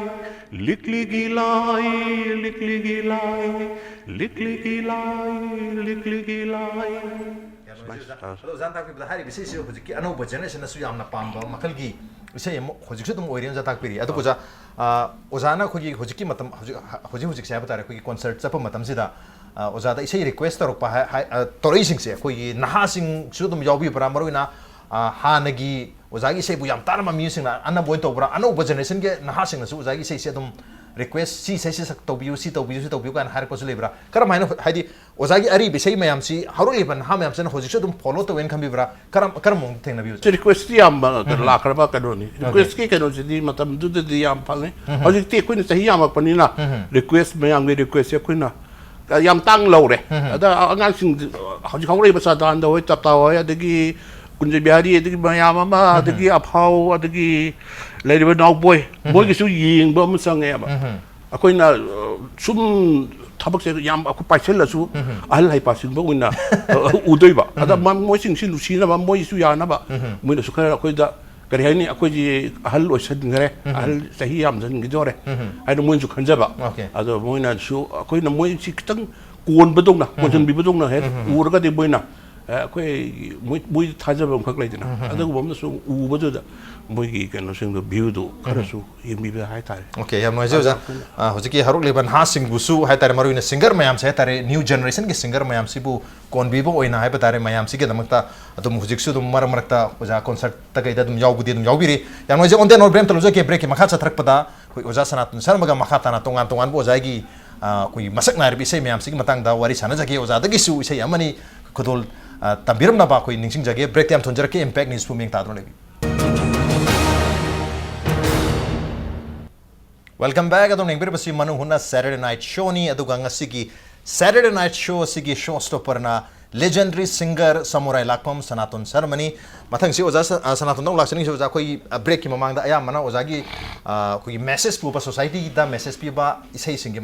ꯃꯔꯝꯗ ꯑꯌꯥꯝꯕꯅ ꯑꯣꯖꯥꯗ ꯑꯩꯈꯣꯏ ꯋꯥꯔꯤ ꯁꯥꯟꯅꯖꯈ꯭ꯔꯦ ꯃꯈꯥ ꯇꯥꯔꯛꯄꯁꯦ ꯑꯩꯈꯣꯏ ꯔꯣꯃꯥꯟꯇꯤꯛ ꯑꯣꯏꯕ ꯏꯁꯩ ꯍꯥꯏꯕ ꯇꯥꯔꯦ ꯅꯨꯡꯁꯤ ꯅꯨꯡꯉꯣꯟꯒꯤ ꯏꯁꯩꯁꯨ ꯑꯣꯖꯥꯅ ꯃꯌꯥꯝ ꯁꯛꯄꯤꯔꯤ ꯃꯗꯨꯒꯤ ꯃꯌꯥꯝꯗꯨꯒꯤ ꯃꯔꯛꯇ ꯑꯩꯈꯣꯏꯒꯤ ꯁꯨꯅꯤꯇꯥ ꯄꯨꯟꯁꯤꯕꯨ ꯐꯥꯒꯤꯅꯤ ꯈꯟꯒꯅꯨ ꯍꯥꯏꯕꯁꯤꯃꯁꯨ ꯌꯥꯝꯅ ꯃꯃꯤꯡ ꯂꯩꯕ ꯏꯁꯩ ꯑꯃꯗꯤ ꯑꯗꯨꯝ ꯑꯣꯏꯈꯤ ꯑꯗꯨꯕꯨ ꯍꯥꯏꯔꯤꯕ ꯏꯁꯩꯁꯤ ꯑꯩꯈꯣꯏꯅ ꯑꯣꯟꯂꯥꯏꯟꯗ ꯀꯔꯤꯗ ꯁꯔꯆ ꯇꯧꯕ ꯃꯇꯝꯗ ꯃꯁꯤ ꯐꯪꯗꯦ ꯑꯣꯖꯥ ꯃꯁꯤ ꯑꯩꯈꯣꯏ ꯀꯝꯄ꯭ꯂꯦꯟꯒꯨꯝꯕ ꯂꯥꯛꯄ ꯖꯥꯠꯂ ꯑꯩꯈꯣꯏ ꯃꯅꯤꯄꯨꯔꯒꯤ ꯁꯨꯅꯤꯇꯥ ꯀꯧꯕ ꯅꯨꯄꯤ ꯃꯌꯥꯝꯁꯤꯅꯒ ꯃꯁꯤ ꯏꯁꯩꯁꯤ ꯁꯛꯄꯤꯒꯅꯨ ꯀꯥꯏꯅ ꯍꯥꯏꯕꯒ ꯂꯥꯛꯈꯤꯕ ꯖꯥꯠꯂ ꯀꯃꯥꯏꯅ ꯇꯧꯖꯥꯠꯅꯣ ꯑꯣꯖꯥ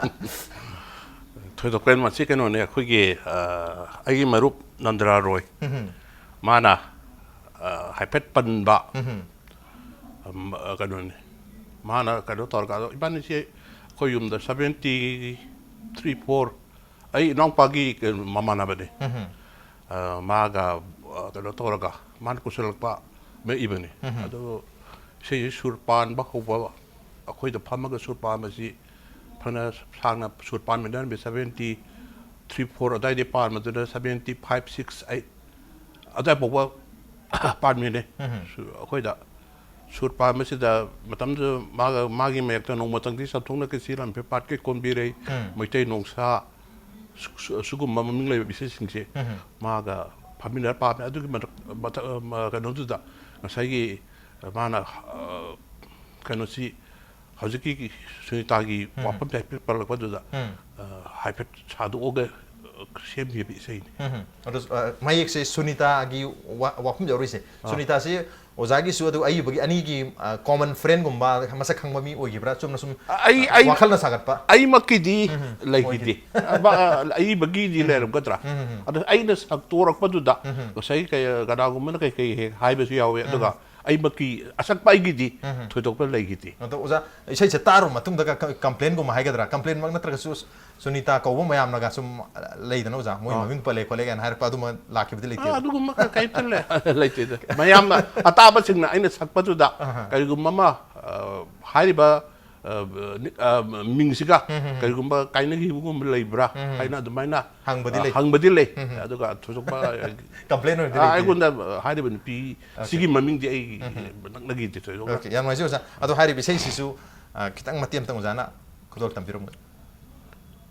kaina bagi awabasu thungna bagi nungai bakayasu punsi isilda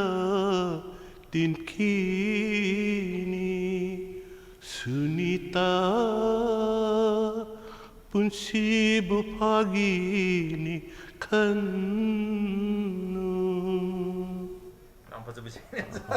si sei juma ko teacher kun hetare online da su ma ozagi sei se si ma di phangri se kai non khalam mane to ozana mayek sengna haibi khre ma si gi maning the reason kem leite koi thagalak tab mayam na dum or ma ya du ngasi di soidana ozagi sei si mayam da amuna tabi tan ja to phangne hejab tare to ozagi maming pan ba haitare koi sei sida mi gi maming pan bi sei si amasu lere koi monalisa haiba monalisa ai gi monalisa si sina koi aseng bo monalisa koi photo haigadra ayek pase koi masida inspire toroga masiga mari le na iba mai oi dujala kamai topnu ja si sei se mate kadune ko gi haji hariba nandla roi haise mai manok pa permanda roi ma si mai kadun laik pa penta kunjo ga laik min ba kadum ta taminar pa kanone mission kano ta boda da sai ma si kari haini sai monalisa gi BVC ngasai gi laik pa tu kai sum ubodu da ngasai monalisa gi BVC ubugu mama lebra en kali ai bon ki wani ko aduna ngasai gi sei sigi paring siman yang pajan thara kare sagi monalisa gi kari haini ko no peto smiling face haida famous face smiler harini monalisa gi minokse adu ya pajan thara ai ero mayam su haina blen monalisa si koi harauna yenga na dum nolak pa wana yenga na he ko wana ulak pa adu ki wong daw ya hari wapum yam si sei lo yaudu ne ba yam adu de uza hari sei si su matem tang na ko dal tambiram pamlo yek la geleng la no momo nok la ukhajitang ta halo samlang do soy jaina pamlo yek la geleng la no momo nok la ukhajitang ta halo samlang do soy jaina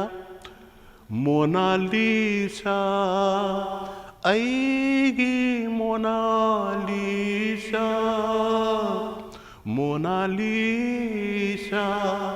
aigi Mona Lisa Oza ado oza hujikti akhoi halgi matam khara sum oiramani na ozana ju takpi bata khoi concert karida ka hanasu anouba na ha myam thoro ibni mogi da chance pi na gudam to oza hoisu ka hana yausandre habni na huji aya matam da oza si khoi kari kari de dum tawbi aduga isai ga su dum orai bi bajala kamai kamai tawbi oza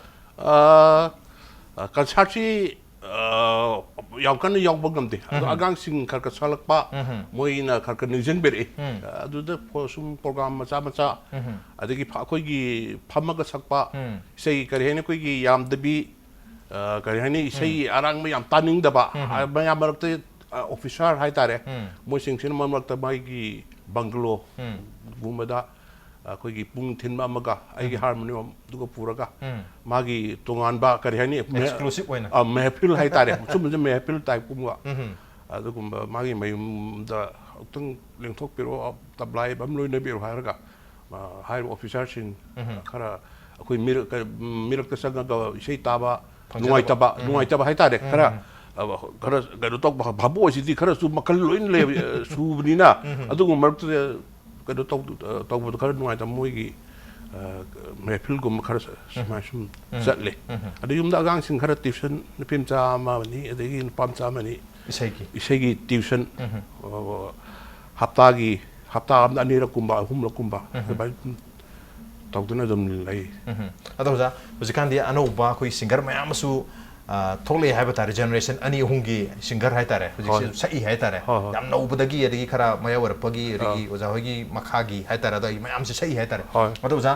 ꯑꯣꯖꯥꯅ ꯁꯨꯝ ꯏꯁꯩ ꯃꯌꯥꯝꯁꯦ ꯁꯨꯝ ꯑꯣꯖꯥꯒꯤ ꯅꯠꯇꯕꯗ ꯑꯇꯣꯞꯄ ꯍꯧꯔꯛꯂꯤꯕ ꯅꯠꯇ꯭ꯔꯒ ꯍꯧꯖꯤꯛꯀꯥꯟꯒꯤ ꯅꯍꯥꯁꯤꯡꯒꯤ ꯏꯁꯩꯁꯤꯡꯁꯤꯁꯨ ꯑꯣꯖꯥ ꯑꯗꯨꯝ ꯇꯥꯕꯤꯔꯨꯕ ꯑꯗꯨꯝ ꯌꯥꯎꯔꯝꯒꯅꯤ ꯇꯥꯕ ꯃꯇꯝꯗ ꯑꯣꯖꯥꯅ ꯃꯁꯤ ꯏꯁꯩꯁꯤꯃꯗꯤ ꯑꯩꯁꯨ ꯍꯥꯏꯐꯦꯠ ꯁꯛꯅꯤꯡꯉꯤ ꯃꯁꯤꯃꯗꯤ ꯅꯨꯡꯉꯥꯏꯅꯤ ꯀꯥꯏ ꯈꯟꯕꯤꯕ ꯇꯟꯖꯥꯒꯁꯨ ꯌꯥꯎꯕ ꯖꯥꯠꯂ ꯀꯃꯥꯏꯅ ꯇꯧꯋꯤ ꯑꯣꯖꯥ ꯑꯗꯨꯗꯤ ꯑꯩꯈꯣꯏꯅ ꯑꯉꯥꯡꯁꯤꯡ ꯏꯁꯩꯗ ꯄꯨꯛꯅꯤꯡ ꯊꯧꯒꯠꯄꯗꯤ ꯌꯥꯎꯏ ꯑꯗꯨꯒ ꯑꯗꯨꯒꯨꯝꯕꯒꯤ ꯀꯩꯅꯣꯗꯨꯗꯤ ꯑꯩꯈꯣꯏꯗ ꯂꯩꯇꯦ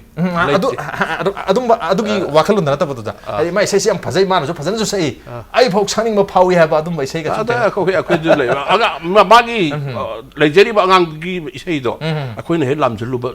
ꯍꯧꯅꯗꯦ ꯍꯥꯏꯗꯤ ꯃꯥꯅ ꯊꯋꯥꯏ ꯌꯥꯎꯅ ꯁꯛꯄꯗꯣ ꯑꯩꯈꯣꯏꯅ ꯌꯥꯝ ꯃꯨꯟꯅ ꯇꯥꯅꯤ ꯑꯩꯈꯣꯏꯁꯤ ꯑꯦꯖ ꯑꯦꯛꯖꯥꯃꯤꯅꯔꯅꯤ ꯑꯦꯛꯖꯥꯃꯤꯅꯔ ꯑꯩꯈꯣꯏ ꯆꯍꯤꯗꯨꯒꯤꯅꯁꯨ ꯈꯔ ꯑꯦꯛꯖꯥꯃꯤꯟ ꯑꯩꯈꯣꯏ ꯏꯁꯩ ꯁꯛꯃꯤꯟꯅꯔꯤꯕ ꯑꯩꯈꯣꯏ ꯍꯧꯃꯤꯟꯅꯔꯤꯕ ꯀꯥꯡꯕꯨꯁꯤꯡꯁꯦ ꯑꯃꯅ ꯑꯃꯒꯤ ꯏꯁꯩ ꯀꯌꯥ ꯂꯥꯝꯖꯟꯅꯗꯦ ꯂꯥꯝꯖꯟꯅꯗꯦ ꯍꯥꯏꯗꯤ ꯑꯩꯈꯣꯏꯒꯤ ꯖꯦꯅꯦꯔꯦꯁꯟꯗꯒꯤ ꯍꯧꯔꯛꯄ ꯀꯥꯡꯕꯨꯁꯤꯡꯁꯦ ꯈꯔ ꯁꯨꯔ ꯄꯥꯃꯤꯟꯅꯕꯒꯤ ꯇꯥꯊꯣꯛ ꯇꯥꯁꯤꯟꯗꯤ ꯇꯧꯋꯦ ꯑꯗꯨꯒ ꯃꯥꯒꯤ ꯍꯩꯅꯖꯕꯤ ꯃꯥꯏ ꯍꯩꯅꯖꯕꯤ ꯄꯣꯠꯁꯦ ꯁꯤꯗ ꯑꯩꯈꯣꯏ ꯀꯌꯥꯁꯨ ꯂꯥꯝꯖꯟꯅꯔꯛ ꯑꯩꯈꯣꯏ ꯊꯤꯡꯖꯟꯅꯔꯛꯇꯦ ꯏꯁꯥꯒꯤ ꯑꯣꯟ ꯑꯥꯔꯠ ꯐꯣꯝꯗꯣ ꯑꯩꯅ ꯎꯕ ꯃꯨꯔꯇꯤ ꯑꯩꯅ ꯁꯥꯒꯠꯆꯕ ꯃꯨꯔꯇꯤꯗꯣ ꯑꯗ ꯍꯩꯅꯔꯛꯄꯅꯤꯅ ꯑꯉꯥꯡꯁꯤꯡꯁꯤꯅ ꯁꯛꯏꯕ ꯏꯁꯩꯁꯤꯡꯁꯦ ꯑꯩꯈꯣꯏ ꯀꯌꯥ ꯀꯩꯅꯣ ꯇꯧꯗꯦ ꯑꯗꯣ ꯑꯣꯖꯥ ꯑꯩꯈꯣꯏꯒꯤ ꯁꯤꯡꯒꯔ ꯍꯥꯏꯕ ꯇꯥꯔꯦ ꯅꯠꯇ꯭ꯔꯒ ꯑꯩꯈꯣꯏꯒꯤ ꯃ꯭ꯌꯨꯖꯤꯛꯀꯤ ꯄ꯭ꯔꯣꯐꯦꯁꯟꯗ ꯂꯩꯕ ꯃꯌꯥꯝꯁꯦ ꯑꯩꯈꯣꯏ ꯁꯤꯒꯤ ꯄ꯭ꯔꯣꯐꯦꯁꯟꯁꯤꯃꯁꯨ ꯃꯥꯏ ꯄꯥꯛꯅ ꯑꯗꯨꯝ ꯆꯠꯊꯔꯒ ꯄꯦꯔꯦꯂꯦꯂꯤ ꯑꯇꯣꯞꯄ ꯊꯕꯛꯀꯁꯨ ꯃꯌꯥꯝꯁꯦ ꯑꯗꯨꯝ ꯇꯧꯅꯕꯁꯨ ꯂꯩ ꯑꯣꯖꯥꯒꯤ ꯂꯥꯏꯐꯇꯗꯤ ꯑꯗꯨꯝꯕ ꯇꯟꯖꯥ ꯂꯥꯛꯄꯤꯈꯤꯕ꯭ꯔꯥ ꯑꯗꯨꯝ ꯑꯉꯥꯡ ꯑꯣꯏꯔꯤꯉꯩꯗꯒꯤ ꯑꯩꯁꯦ ꯁꯤꯡꯒꯔ ꯑꯣꯏꯅ ꯑꯗꯨꯝ ꯂꯩꯔꯒꯦꯅ ꯈꯟꯕꯤꯈꯤꯕ꯭ꯔꯥ ꯃꯔꯛꯇꯁꯨ ꯑꯗꯨꯝ ꯊꯕꯛꯀꯨꯝꯕ ꯒꯚꯔꯟꯃꯦꯟꯠꯒꯤ ꯍꯥꯏꯒꯗ꯭ꯔꯥ ꯀꯩꯀꯩ ꯇꯧꯕ ꯒꯚꯔꯟꯃꯦꯟꯠꯒꯤ ꯊꯕꯛ ꯇꯧꯔꯝꯃꯦ ꯒꯚꯔꯟꯃꯦꯟꯠ ꯊꯕꯛꯁꯦ PWDꯗ ꯑꯩꯈꯣꯏ ꯃꯥꯃꯣ ꯃꯥꯁꯤ ꯏꯝꯐꯥꯜ ꯋꯦꯁꯀꯤ ꯗ ꯀꯩꯅꯣ ꯇꯧꯔꯝꯃꯦ ꯑꯦꯖꯨꯀꯦꯇꯤꯚ ꯏꯟꯖꯤꯅꯤꯌꯔ ꯑꯣꯏꯅ ꯃꯥꯒꯤꯗ ꯊꯕꯛ ꯃꯆꯥ ꯑꯃ ꯁꯨꯝ ꯌꯥꯎꯔꯝꯃꯦ ꯑꯗꯨꯗ ꯑꯩꯁꯤ ꯔꯣꯖꯤ ꯀ꯭ꯂꯕ ꯌꯥꯎꯔꯝꯕꯗꯒꯤ ꯔꯣꯖꯤ ꯀ꯭ꯂꯕꯁꯤ ꯈꯔ ꯀꯩꯅꯣ ꯇꯧꯋꯦꯅ ꯊꯕꯛꯁꯤ ꯃꯆꯥ ꯑꯃ ꯑꯩꯒꯤ ꯈꯨꯔꯁꯥ ꯑꯣꯏꯅꯕ ꯇꯥꯟꯕꯁꯦ ꯅꯝꯕꯔ 4 ꯀꯩꯅꯣꯁꯤ ꯃꯥꯁꯤ ꯊꯤꯀꯥ ꯌꯥꯝ ꯀꯟꯅ ꯇꯧꯔꯝꯃꯦ ꯃꯇꯝꯗ ꯃꯥꯁꯤ ꯄꯩꯁꯥ ꯌꯥꯝ ꯀꯩꯅꯣꯅꯤ ꯔꯨꯕ꯭ꯔꯥꯒ ꯀꯟꯅ ꯑꯩꯅ ꯔꯨꯕ꯭ꯔꯥꯒ ꯆꯪꯗ꯭ꯔꯤꯉꯩꯒꯤꯗ ꯑꯗ ꯃꯥꯅ ꯇꯧꯔꯒ ꯏꯕꯥꯅꯤꯁꯤ ꯅꯨꯡꯇꯤꯒꯤ ꯑꯣꯐꯤꯁꯁꯤꯗ ꯃꯥꯅ ꯊꯤꯀꯥ ꯇꯧ ꯂꯩꯔꯦ ꯑꯩꯅ ꯑꯣꯐꯤꯁꯇ ꯂꯩꯔꯕꯅꯤ ꯏꯕꯥꯅꯤꯁꯤ ꯅꯨꯡꯇꯤꯒꯤ ꯑꯗꯨꯝ ꯎꯅꯔꯦꯗꯣ ꯑꯗ ꯃꯥ ꯇꯧꯔꯒ ꯊꯕꯛ ꯃꯆꯥꯁꯤ ꯇꯧꯔꯕ ꯃꯇꯨꯡꯗ ꯔꯨꯕ꯭ꯔꯥꯒꯤ ꯀꯩꯅꯣꯁꯤ ꯍꯦꯛ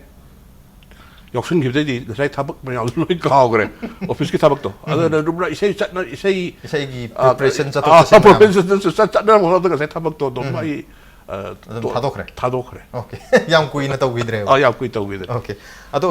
ꯑꯣꯖꯥꯒꯤ ꯑꯩꯈꯣꯏꯒꯤ ꯔꯣꯃꯥꯟꯇꯤꯛ ꯏꯁꯩꯁꯤ ꯃꯈꯥ ꯁꯝꯅ ꯁꯨꯝ ꯂꯥꯛꯆꯕ ꯃꯇꯝꯗ ꯑꯩꯈꯣꯏꯒꯤ ꯆꯣꯏꯅ ꯇꯥꯔꯛꯄ ꯁꯝꯂꯥꯡ ꯃꯔꯛꯇ ꯍꯥꯏꯕ ꯑꯃ ꯑꯣꯖꯥꯒꯤꯁꯨ ꯑꯩꯈꯣꯏꯅ ꯊꯦꯡꯅꯖꯩ ꯃꯁꯤꯒꯤ ꯏꯁꯩꯁꯤꯅ ꯀꯔꯝꯕ ꯃꯇꯝꯒꯤꯅꯣ ꯑꯗꯨꯒ ꯏꯁꯩꯁꯤ ꯀꯅꯥꯒꯤ ꯃꯌꯦꯛꯇ ꯀꯅꯥꯒꯤ ꯀꯃꯥꯏꯅ ꯇꯧꯔ ꯂꯥꯛꯈꯤꯕꯅꯤ ꯃꯁꯤ ꯅꯟꯗꯅꯥꯔꯣꯏꯒꯤ ꯃꯌꯦꯛꯅꯤ ꯃꯅꯤꯄꯨꯔꯒꯤ ꯑꯩꯍꯥꯛꯀꯤ ꯃꯇꯝꯒꯤ ꯄꯦꯔꯠꯇ ꯑꯩꯒꯤ ꯔꯣꯛ ꯑꯦꯟ ꯔꯣꯜꯒꯤ ꯏꯁꯩꯗ ꯃꯁꯤꯅ ꯈ꯭ꯋꯥꯏ ꯏꯍꯥꯟ ꯍꯥꯟꯕꯅꯤ ꯑꯣꯀꯦ ꯔꯣꯛ ꯑꯦꯟ ꯔꯣꯜꯒꯤ ꯏꯁꯩꯗ ꯑꯩꯈꯣꯏ ꯁꯝꯁꯟꯅꯁꯨ ꯃꯁꯤ ꯔꯣꯛ ꯑꯦꯟ ꯔꯣꯜ ꯑꯃꯗ ꯄꯨꯊꯣꯛꯁꯤ ꯍꯥꯏꯅ ꯇꯧꯔꯒ ꯔꯣꯛ ꯑꯦꯟ ꯔꯣꯜꯗ ꯏꯕꯥꯅꯤ ꯀꯩꯅꯣ ꯇꯧꯔꯒ ꯑꯩꯒꯥꯅꯥꯔꯥꯟꯒꯤ ꯁ꯭ꯇꯨꯗꯤꯑꯣꯁꯦ ꯑꯩꯈꯣꯏꯒꯤ ꯃꯅꯤꯄꯨꯔ ꯂꯥꯡꯊꯥꯒꯤ ꯀꯩꯅꯣꯁꯦ ꯋꯥꯡꯃꯗꯁꯨꯒꯤ ꯄ꯭ꯔꯣꯗ꯭ꯌꯨꯁꯔꯁꯦ ꯃꯥꯒꯤꯗ ꯁꯔ ꯑꯔꯥꯃꯝꯒꯤ ꯀꯩꯅꯣ ꯀꯦꯁꯦꯠꯁꯤ ꯅꯝꯕꯒꯤ ꯃꯇꯥꯡꯗꯒꯤ ꯃꯣꯏꯗ ꯑꯩꯁꯤ ꯀꯩꯁꯥꯝꯄꯥꯠ ꯂꯩꯔꯤꯕ ꯃꯇꯝꯗꯨꯗ ꯀꯧꯔꯒ ꯅꯪ ꯏꯁꯩ ꯀꯩꯅꯣ ꯈꯔ ꯀꯩꯅꯣ ꯇꯧꯁꯤ ꯗꯤꯁꯀꯣ ꯁꯦꯅꯥꯇꯣꯟ ꯀꯥꯏꯅ ꯑꯩꯒꯥꯅꯥꯔꯥꯟ ꯄꯨꯊꯣꯛꯄꯤꯕ ꯃꯦꯂꯣꯗꯤ ꯁꯦꯅꯥꯇꯣꯟ ꯀꯥꯏꯅ ꯈꯔ ꯄꯨꯊꯣꯛꯄꯤ ꯑꯩꯒꯥꯅꯥꯔꯥꯟꯅ ꯑꯗ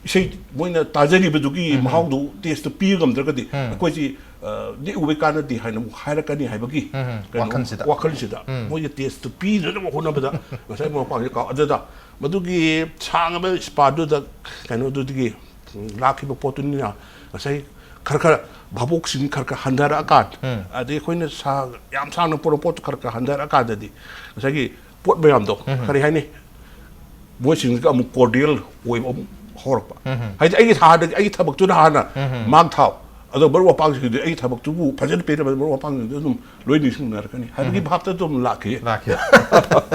ya noi ja ado sa ozagi sei myam ding sai so aina hapet panjagi boja ozagi amukta ding ngalam khone ai gi thamoi da ngalamu drupatara hai bisai do adu musu yamna hadi mayek su yam phajaba sur su yam phajabi sei moi ado ja simsu sigi sei sina kamai na lakhi bano kanagi mayek oidino adu masi kara masi gi sei si kamai sakim na jus kitang hai biyo masi sabsan hoida ai ka sapale ga da no manu dil ko thui ka do tawi mangmon da mayek selere me ala me ibe se agang si ma se basketball sadar mani ma si kaino nom tok do lagi jaba adamana accident ngum ma mali sai 16 ga surpa basketball koi ke nu ga nipi do pa horpa aba mat pelo dum lagi ja adai ge mandu IT ga 3-4 adai pero ku bo ero ngatra adai ge pero tu da kano to bone adana man me se tore moi da famina bani kita ram tor ga hobna sur pan skande sum tum jale ba kande na man hogala ga sur pa le adai ibani famina pa le adai mana ngor ai hai pet ngang adai sur pa lan tu sei si 파저버동 좀 타오래. 세계 뻗진지.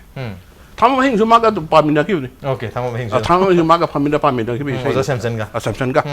아양나가 사기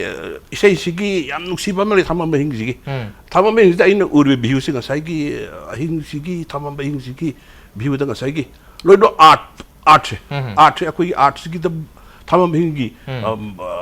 망갈제락 빠세. 시기 비우시가 사기 뮤직시 terererererere puigi art rotation gi kanon si uraga adu gi view the party was sure ya no jo atu si masu wazana matiam tang ko drop tra adu sakse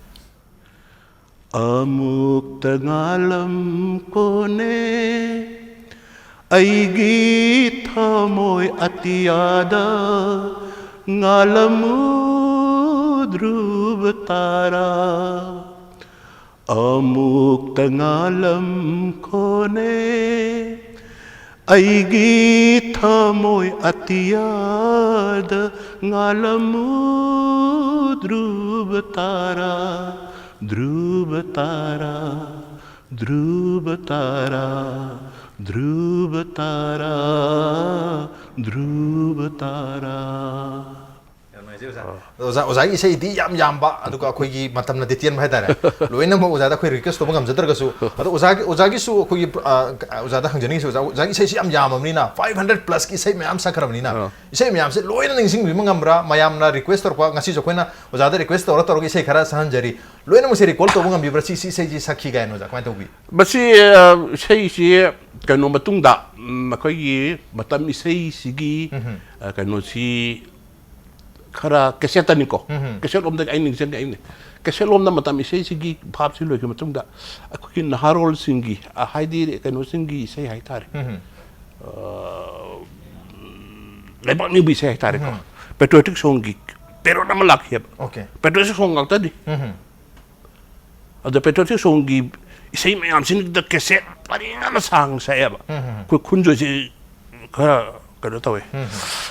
sagi isai sing sin ma ka boza ya mo ba rage ko si laba bol ke no ko to ga maduna patriotic song gi isai paringa malak ba dadi sagi ko gi batam isai gi keno si loi na munam tha gre lebanu isai ngai re lebanu isai ngai gre pero ma adu madu gi kano si sidhar kanda hani isai batam isai gi keno loi ka gre asbadu remind tong na boda bada ba bu mayam hai do matam mati isai le pa malure hai ri do okay ga sai gi patriotic song gi isai juna loi na mat ki dana ai si ꯑꯩꯒꯤ ꯍꯥꯟꯅꯒꯤ ꯐꯖꯕ ꯏꯁꯩ ꯃꯌꯥꯝ ꯑꯃ ꯑꯩꯅ ꯚꯥꯕꯨꯛ ꯇꯔꯥ ꯀꯨꯟ ꯂꯤꯁꯤꯡ ꯇꯔꯥ ꯀꯨꯟ ꯊꯦꯡꯅꯔꯨꯕꯒꯤ ꯀꯩꯅꯣꯁꯤꯡꯗꯣ ꯂꯣꯏ ꯃꯥꯡꯈ꯭ꯔꯦ ꯃꯇꯝ ꯈꯔ ꯑꯗꯨꯅ ꯏꯁꯩ ꯈꯔ ꯂꯦꯞꯄꯨ ꯃꯥꯜꯂꯦ ꯍꯥꯏꯗꯣ ꯉꯁꯥꯏ ꯄꯦꯇ꯭ꯔꯣꯇꯤꯛ ꯁꯣꯡꯒꯤ ꯆꯥꯐꯨꯁꯤꯅ ꯑꯃꯨꯛ ꯑꯩꯁꯤ ꯑꯃꯨꯛ ꯀꯩꯅꯣ ꯑꯗꯨꯒꯤ ꯏꯁꯩ ꯌꯨꯝꯗ ꯑꯩꯁꯤ ꯁꯨꯝ ꯑꯉꯥꯡ ꯀꯩꯅꯣ ꯇꯧꯔꯒ ꯍꯦꯛꯁꯤ ꯕꯣꯏ ꯀꯣꯂꯣꯝ ꯇꯧꯔꯒ ꯏꯁꯩ ꯃꯌꯥꯝꯁꯤ ꯅꯤꯡꯁꯤꯡꯅꯕ ꯕꯣꯏꯁꯤ ꯑꯩꯅ ꯂꯩꯕꯁꯤ ꯕꯣꯏ ꯆꯅꯤ ꯁꯣꯃꯨꯛ ꯂꯩꯔꯝꯒꯅꯤ ꯏꯁꯩ ꯃꯌꯥꯝꯁꯤ ꯅꯤꯡꯁꯤꯡꯅꯅꯕ ꯍꯣꯠꯅꯕꯗ ꯂꯣꯏ ꯀꯥꯎꯈꯤꯕꯅꯤꯅ ꯑꯗ ꯑꯩ ꯍꯥꯟꯅꯒꯤ ꯃꯌꯦꯛꯁꯤ ꯇꯧꯔꯒ ꯑꯗꯩ ꯀꯦꯁꯦꯠꯁꯤ ꯑꯃꯨꯛ ꯈꯣꯝꯖꯤꯜꯂꯒ ꯏꯁꯩꯁꯤ ꯏꯕ ꯇꯝꯃꯦ ꯈꯨꯠꯅ ꯏꯊꯣꯛꯄ ꯇꯝꯃꯦꯕ ꯈꯨꯠꯅ ꯏꯈ꯭ꯔꯒꯗꯤ ꯅꯤꯡꯁꯤꯡꯕꯒꯤ ꯁꯛꯇꯤꯁꯤ ꯂꯥꯛꯀꯗꯣꯏꯕ ꯈꯨꯠꯅ ꯏꯖꯔꯒꯗꯤ ꯏꯖꯔꯒꯗꯤ ꯑꯩꯅ ꯅꯤꯡꯁꯤꯡ ꯁꯨꯝ ꯏꯕ ꯍꯧꯔꯦ ꯃꯗꯤ ꯍꯥꯟꯅꯒꯤ ꯏꯁꯩꯁꯤꯡꯁꯤ ꯑꯃꯨꯛ ꯇꯞꯅ ꯅꯤꯡꯁꯤꯡꯉꯦ ओके याम नोइजे ओजागी खोगी पेट्रियोटिक लेबांग नोंगबा इसाइगी